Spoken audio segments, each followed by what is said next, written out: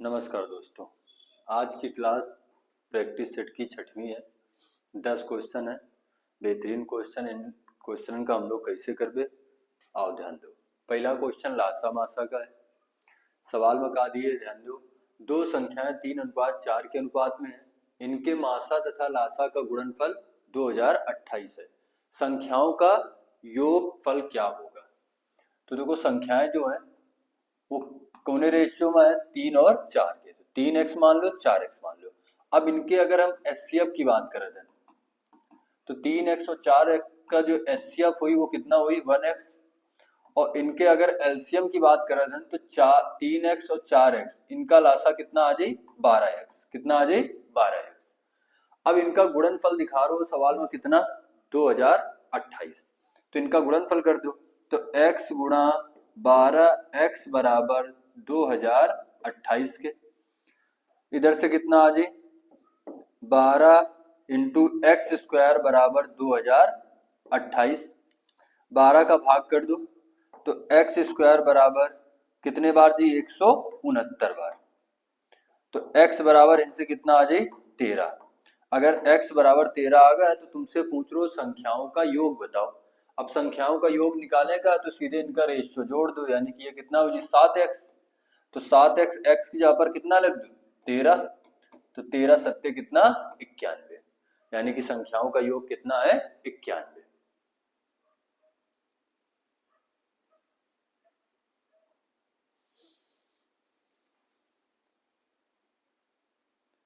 Question number दूसरा। किसी मिश्रण के 15 लीटर आयतन में 20% अल्कोहल है और शेष जल है। यदि इसमें 3 लीटर पानी और मिला दिया जाए तो नए मिश्रण में अल्कोहल का प्रतिशत क्या होगा? गौर करो, पानी मिला रहे हो सवाल में। अगर पानी मिला रहे हो तो हम एका काय से सॉल्व करबे? अल्कोहल के प्रतिशत से। तो गौर करो, 15 लीटर में से कितने परसेंट अल्कोहल है? 20%। बटे कितना कर दो? 100। अब करो, यदि इसमें से 3 लीटर पानी मिला दिया जाए तो पहले जो मिश्रण रहा है वो कितना रहा है? 15 लीटर। अब अगर 3 लीटर पानी मिला दी जाए तो अब मिश्रण कितना हो जी? 18 लीटर का। और कह रहा है नए मिश्रण में अल्कोहल का प्रतिशत बताओ। और ये आपस में क्या है? बराबर। 100 से 100 काट दो, 3 से काट दो, ये कितना आ जाए? 6। 3 से काटे पर ये कितना आ जाए? 5। फिर ये कितना आ जाए? 6x बराबर 100 के। तो x बराबर 100 बटे कितना आ जाए? 6। जब 6 का भाग 100 में करियो तो कितना आ जाए? 16 सही 2 बटे 3%।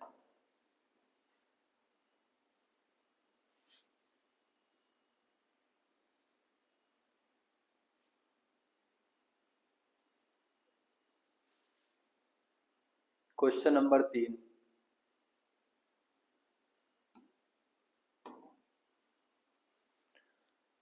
दो संख्याओं के बीच का अंतर 1146 है। जब हम बड़ी संख्या को छोटी संख्या से विभाजित करते हैं तो हमें भागफल 4 और शेषफल 6 प्राप्त होता है। बड़ी संख्या ज्ञात कीजिए। दो संख्याओं का अंतर दिए, हम एक संख्या मान ली x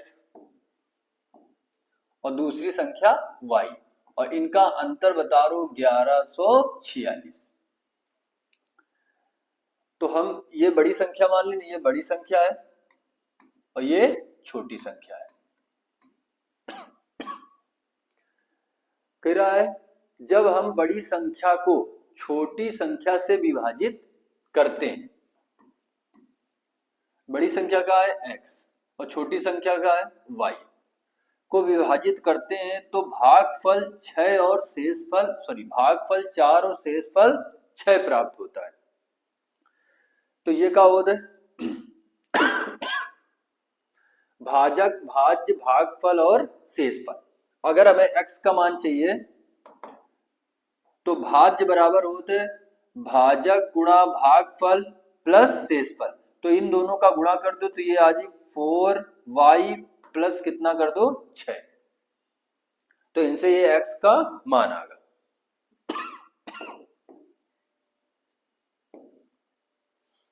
अब गौर करो, फिर आप बड़ी संख्या बताओ।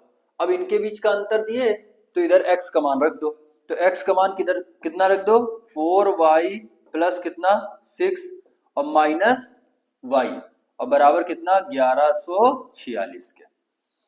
ये कितना बची 3y बराबर प्लस का 6 उधर ले जाओ तो माइनस का हो जाए तो 1140। अब y बराबर इनसे कितना आ जाए 3 का भाग कर दो, 3 त्रिका 9 कितना बची 2 3 24 यानी कि 380। अगर तुमसे छोटी संख्या पूछ देना तो वो आगे कितनी 380, लेकिन तुमसे पूछा का इस बड़ी संख्या। अगर बड़ी संख्या पूछ रहे हो तो बड़ी संख्या निकालने खातिर इधर मान रख दो, तो 4 इंटू वाई का मान कितना ले लो 380 और प्लस कितना 6, प्लस कितना 6। अब एक सॉल्व कर दो, तो सॉल्व करे पर कितना आ जाए 1526।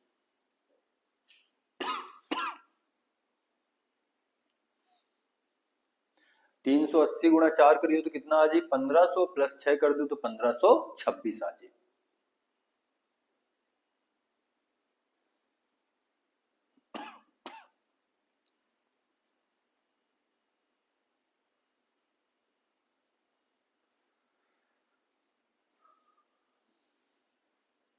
क्वेश्चन नंबर 4 देखो,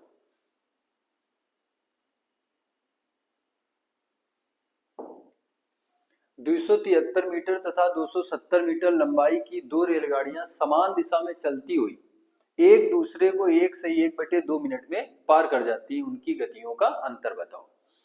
चाल के बीच का अंतर पूछ लो। अच्छा, समान दिशा में चालें का होती है घट जाती है और विपरीत दिशा में चालें का होती है जुड़ जाती है। दोनों रेलगाड़ी की हमें चाल नहीं पता है तो एक की हम चाल x मान लें दूसरे की y मान लें। और समान दिशा में चालें का होती हैं घट जाती हैं। चाल बराबर दूरी बटे समय, चाल बराबर दूरी बटे समय, ये फार्मूला होता है। चाल बराबर दूरी बटे समय, तो चाल के बीच का अंतर पूछो तो एक की चाल x मान लें एक की y। समान दिशा में है तो चालें घट जाएंगी। अब देखो एक 273 मीटर तथा एक 227 मीटर लंबाई की रेलगाड़ियां हैं। अब देखो चाहे गाड़ी समान दिशा में हो चाहे विपरीत दिशा में हो, लंबाई हमेशा का हुई जुड़ी, तो दोनों रेलगाड़ी की लंबाई जोड़ देगा है 273 प्लस 227 और बटे समय, समय कितना है 1/1/2 मिनट। अब गौर करो इकाई सेम हो चाहिए, इधर देखा जाए तो ये लंबाई जो है मीटर में है और इधर जो समय है वो कायम है मिनट में है। तो अगर लंबाई मीटर में है तो समय कायम हो चाहिए सेकंड में। यहाँ अब एक बात बताओ कि 1.5 मिनट में कितने सेकंड बने हैं, 1 मिनट में या 60 सेकंड होते हैं और आधे मिनट में 30 और यानी कि कुल कितने बने हैं 90 सेकंड। x माइनस वाई बराबर इनका जोड़ दो तो जोड़े पर कितना आ जाए 500 बटे कितना 90। ये मीटर पे सेकंड में है, लेकिन जो चाल का अंतर दे रहे हो वो किलोमीटर प्रति घंटे में है। जब भी मीटर पे सेकंड से हमें किलोमीटर प्रति घंटे में बनाने को होता है तो 18/5 का गुणा करा देना। कितने गुणा करा देना 18/5 का। अब एक सॉल्व कर दो 18 पंचे 90, 5 से 5 और 100 में से 5 का भाग दे तो कितना आ जाए 20, तो 20 किलोमीटर प्रति घंटे का है अंतर।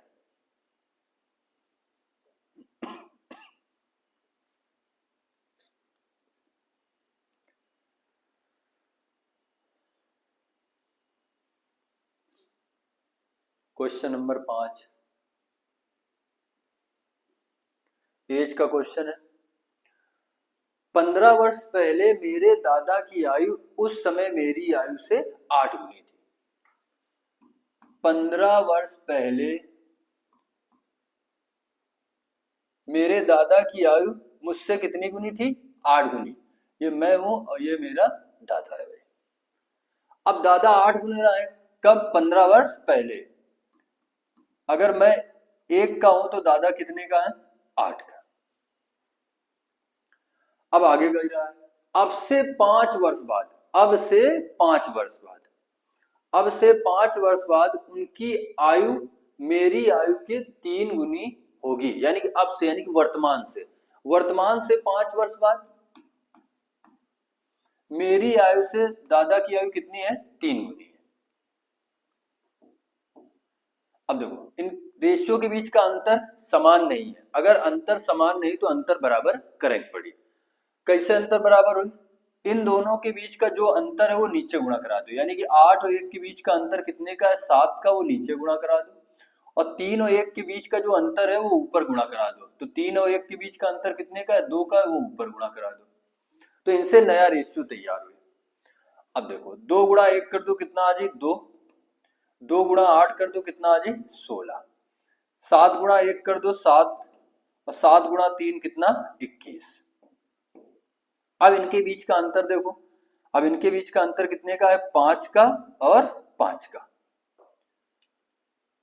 अब ये जो रेशियो है ये 15 साल पहले का है, और ये वाला जो रेशियो है ये 5 साल बाद का है। अब देखो अंतर बराबर आ चुका, कितने का है? 5 का।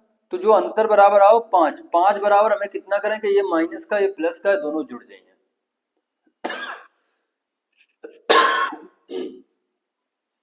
तो 15 और 5 कितना हो जाए? 20। तो 5 बराबर 20 साल के, तो 1 बराबर कितना आ जाए? 4 साल के। अगर 1 बराबर 4 साल आ चुको है तो तुमसे सवाल में ये पूछो कि 8 वर्ष पहले मेरी आयु मेरे दादा की आयु का अनुपात। तो सबसे पहले तुम क्या करो भाई कि 15 साल पहले की एज निकाल लो। तो 15 साल पहले की जब एज निकलवे तो 4 गुणा 2 कर दो तो ये कितना आ जाए? 8 साल। और 4 गुणा 16 कर दो तो ये कितना आ जाए? 64। यानी कि दादा की उम्र कितनी है? 64, और व्यक्ति की उम्र कितनी है? 8। ये कब की है? 15 साल पहले की। हमें क्या करो कि 8 साल पहले की एज बताओ, तो तुम क्या करो, या तो 15 में जोड़ लो तो वर्तमान में आ जाए, फिर से हमें 8 माइनस करनी पड़ी।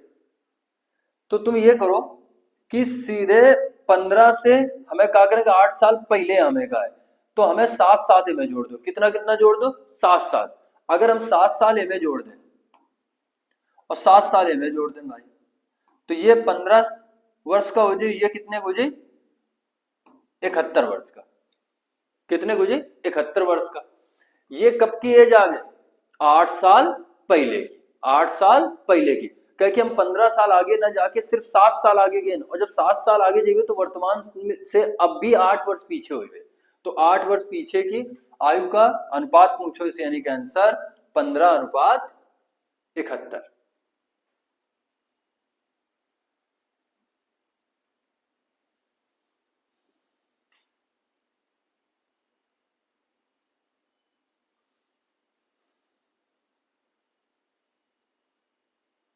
अगला क्वेश्चन, क्वेश्चन नंबर 9, औसत का क्वेश्चन, सॉरी क्वेश्चन नंबर 6 औसत का क्वेश्चन है। सवाल में दिए 9 संख्याओं का औसत 50 है। यदि पहली 5 संख्याओं का औसत 54 है और अंतिम 3 संख्याओं का औसत जो है 52 है, तो छठी संख्या बताओ। ये देखो गुणा कराने की जरूरत नहीं है, ये नहीं करेगा कि 9 संख्याओं का औसत कितना दिए है? 50। तो कुल कितना योग बन जाए 9 संख्याओं का? 450। फिर 5 संख्याओं का जो योग दिए, सॉरी औसत दिए, वो कितना दिए है? 54। अब 54 गुणा 5 कर दो, तो 54 गुणा जब 5 करियो तो कितना आ जाए? 270। फिर अगली 5 का औसत कितना दिए है? सॉरी अगली 3 का दिए, अगली 3 का औसत कितना दिए है? 52। तो अगली 3 का जो औसत है वो कितना है? 52 है। तो अब गुणा करा दो तो ये कितना आ जाए? 6, ये कितना? 156। अब इन 8 संख्याओं का योग हमें पता चल गया, इनका जोड़ दो आपस में, ये 6 आ जाए, 7 5 12, ये कितना? 426। इन 8 संख्याओं का योग 426 है और 9 संख्याओं का योग कितना है? 450। अगर 450 में से 426 माइनस कर दो तो तुम्हें छठी संख्या प्राप्त हो जाएगी। अगर माइनस कर दें तो माइनस करने पर कितना आ जाए? 24। तो छठी संख्या कितनी है? 24। ये तो गुणा करा के तरीका होगा, है ना? गुणा कराना आसान रहा तो हम कर ले, लेकिन को ऐसा संख्या दे दे कि गुणा कराना बहुत मुश्किल हो जाता है, इसके लिए तरीका एक और सीखो। देखो संख्याएं कितनी? 9। 9 का औसत कितना दिए? 50। फिर कह रहा है पहली 5 का जो औसत है वो कितना है? 54। फिर अंतिम 3 का जो औसत है वो कितना है? 52। अब गौर करो, कुल औसत से तुलना करो। ये औसत कितना रहा 50, अब ये औसत कितना है 54, कितना बढ़ेगा 4। अगर एक संख्या में 4 बढ़ रहा हो तो संख्याएं कितनी है 5, तो 4 गुणा 5 यानी कि औसत कितना बढ़ जाए 20। औसत कितना बढ़ जाए 20। अब गौर करो इधर, अब देखो 50 से कितना है 52, 50 से कितना है 52, तो औसत कितना बढ़ रहा है 2। अगर एक संख्या में 2 बढ़ रहे हो तो संख्याएं कितनी है 3, 3 का गुणा करा दो यानी कि औसत कितना बढ़ जाए 6। अब देखा जाए तो इधर कितना बढ़ो 20, इधर कितना 6,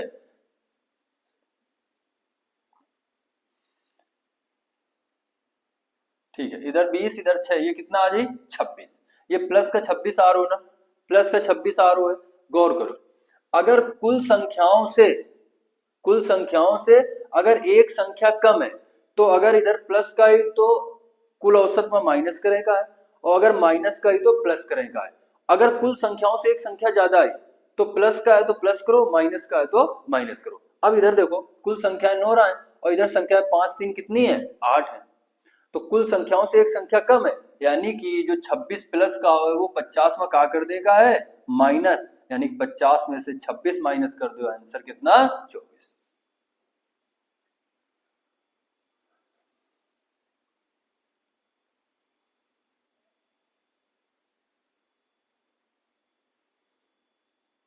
अगला देखो क्वेश्चन नंबर 7।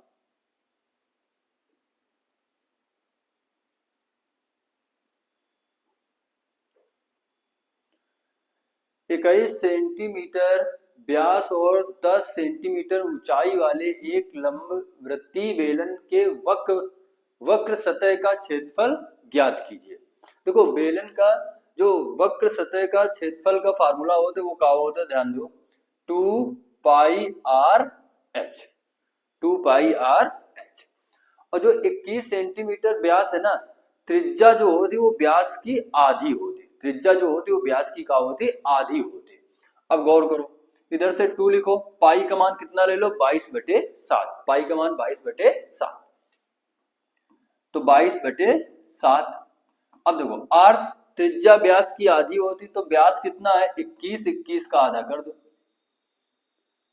और ऊंचाई कितनी दी है 10। अब एक सॉल्व कर दो, ये कितने बार भाग जी 3 बार, फिर इधर 2 से काट दो कितना आ जाए 11, और 11 गुणा 3 यानी 33 दूनी 66 गुणा 10 यानी कि 660।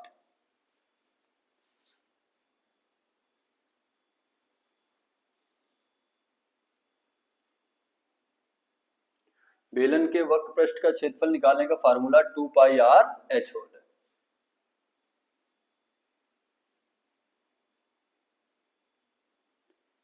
8 नंबर क्वेश्चन देखो, ये चक्रवर्ती ब्याज का बहुत बेहतरीन क्वेश्चन है, ध्यान दो।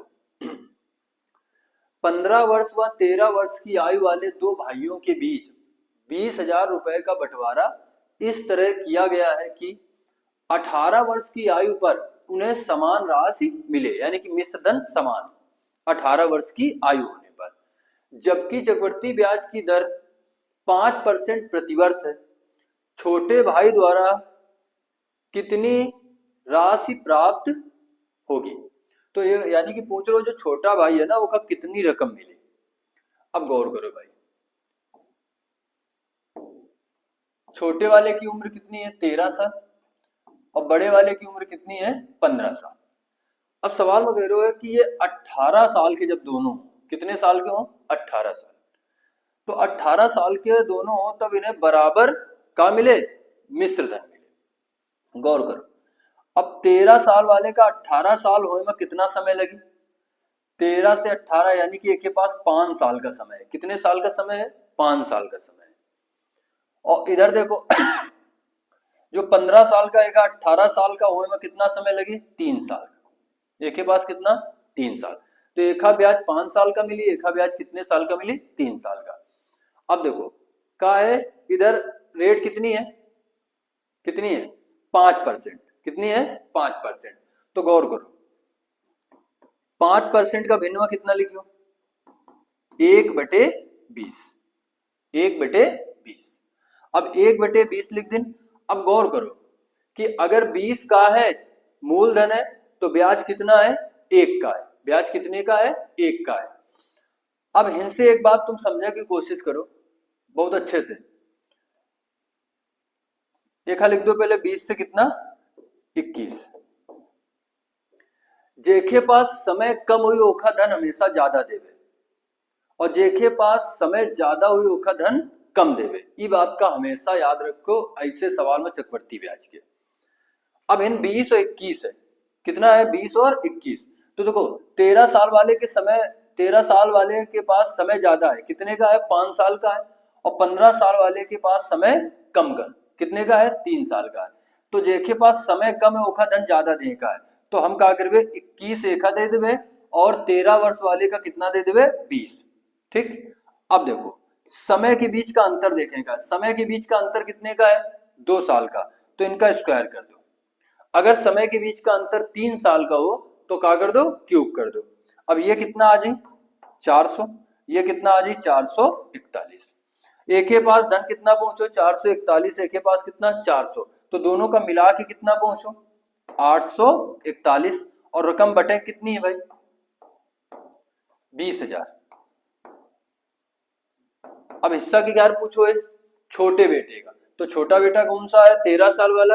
एक के पास रकम कितनी है, 400 की, तो 400 गुणा करा दो। एक जब सॉल्व कर दो तो आंसर कितना आ जी, 95,512.50।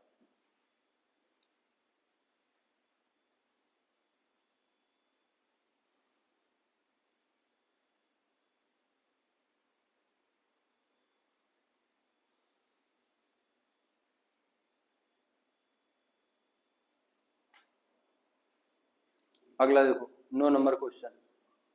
ये नंबर सिस्टम का क्वेश्चन है तो ऑप्शन से कर लो, बहुत आसान हुई ऑप्शन से। ऑप्शन क्या दिए, पहला ऑप्शन कितना है, 24, पहला ऑप्शन 24, दूसरा 36, तीसरा 48 और चौथा 63। कह रहा 2 अंकों की संख्या में इकाई का अंक दहाई के अंक का दुगना है, तो ये इकाई का अंक हो जाए। ठीक, ये इकाई का अंक है और ये दहाई का अंक है। तो देखो इकाई का अंक दहाई के अंक से इधर दुगना दिखाई दे रहा है, हाँ है बिल्कुल, यानी कि यह ऑप्शन सही है। इधर इकाई का अंक दहाई के अंक से दुगना है, हाँ है। इधर देखो 4 दूनी 8 दुगना है, लेकिन इधर दुगना नहीं है, यानी कि ये ऑप्शन का होगा गलत, एक ऑप्शन इधर से कटेगा। यदि अंकों को परस्पर बदल दिया जाए तो नई संख्या पुरानी संख्या से 27 अधिक होगी। इनके अंक आपस में बदल दिए जाए तो ये कितना लिखो है, 24, तो अब कितना लिख दो, 42। तो कह रहा है कि नई संख्या जो है वो पुरानी संख्या से कितनी अधिक होगी, 27। देखो क्या इधर 27 अधिक है, नहीं है। इधर कितना अधिक है, 6 18, 18 अधिक है। ठीक है, तो ये ऑप्शन गलत होगा। एक पलट दो तो ये कितना आ जाए, 63। ये कितना आ जाए, 63। अब बताओ क्या इनके बीच का अंतर 27 का है, हाँ बिल्कुल 27 का अंतर है, यानी कि ऑप्शन कौन सा सही है, 36।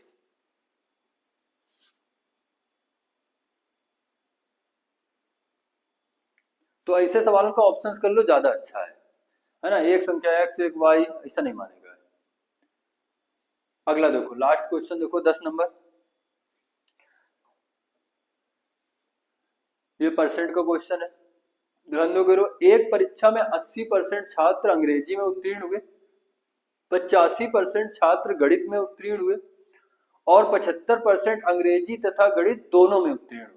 यदि 40 छात्र दोनों विषय में अनुत्तीर्ण रहे तो छात्रों की कुल संख्या बताओ।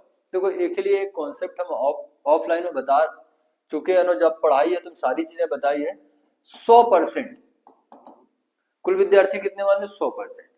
100% बराबर पास और प्लस का हुई है फेल।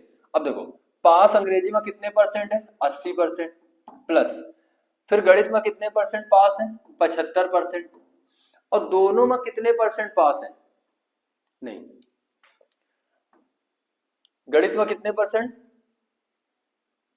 85%, और दोनों में कितने परसेंट पास हो रहे हैं, अंग्रेजी और गणित में 75%। देखो 75% एक बार 80 में काउंट हो चुको, एक बार कितने में, यहाँ 85 में, तो एक बार माइनस कर देगा है। तो दोनों में जितने परसेंट पास हो रहे वो माइनस कर दो, और ये मान लें कि x% विद्यार्थी का हो रहे हैं, फेल हो रहे। अब एक सॉल्व कर लो तो इनसे x का मान निकल के आ जाए। अब गौर करो, 85 में 75 माइनस कर दो 10 बची, 80 में 10 जोड़ दो 90, और 100 में से 90 माइनस कर दो। 100% बराबर इधर से 90% प्लस कितना x आ जी, इकाई तरफ ले आओ तो x का मान इधर से कितना आ जाए 10%, यानी कि 10% विद्यार्थी का हो रहे हैं, फेल हो रहे हैं। अच्छा, संख्या में कितने फेल हो रहे हैं 40, तो ये 10% का जो मान है वो कितना है 40 है, तो लिख सकते हैं 40/10, और कुल विद्यार्थी निकालने का है तो गुणा कितना कर दो 100, 0 से 0, यानी कि आंसर कितना 400, कितना आ जाए 400। ठीक है, तो आज के 10 क्वेश्चन पूरे हो गए। धन्यवाद।